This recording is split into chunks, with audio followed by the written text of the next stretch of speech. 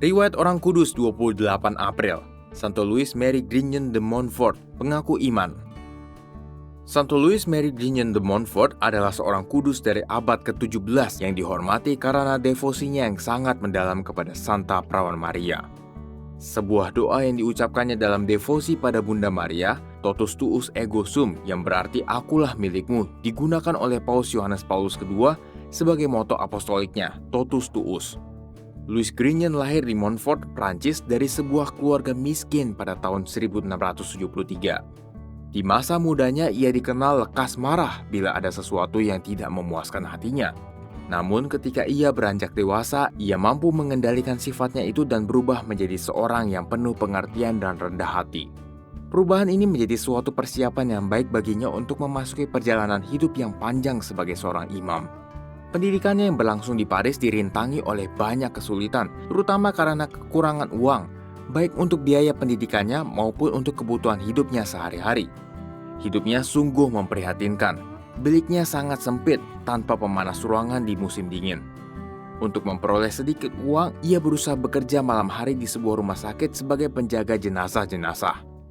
Namun, semua penderitaan yang menimpanya dihadapinya dengan penuh ketabahan demi mencapai cita-citanya yang luhur.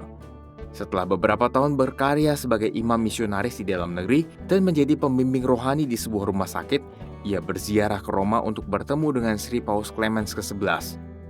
Di Roma, ia diterima oleh Sri Paus.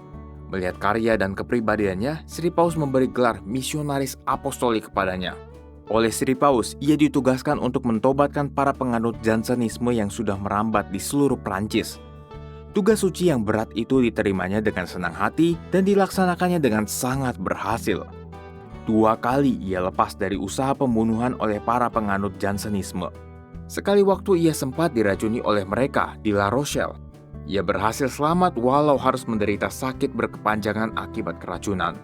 Saat beristirahat memulihkan diri dari efek keracunan, ia menulis sebuah buku yang indah, Devosi Sejati kepada Santa Perawan Maria. Di Poitiers, ia meletakkan dasar bagi kongregasi suster-suster Putri Sapientia, sedangkan di Prancis ia menyiapkan anggaran dasar bagi tarekat imam-imamnya. Ia menghayati kaul kemiskinan dengan sungguh-sungguh dengan menggantungkan seluruh hidupnya kepada kemurahan hati umatnya. Tahun-tahun terakhir hidupnya dihabiskannya dalam doa dan meditasi di sebuah gua yang sunyi, sampai ia menghembuskan nafas terakhirnya pada tahun 1716 dalam usia 43 tahun.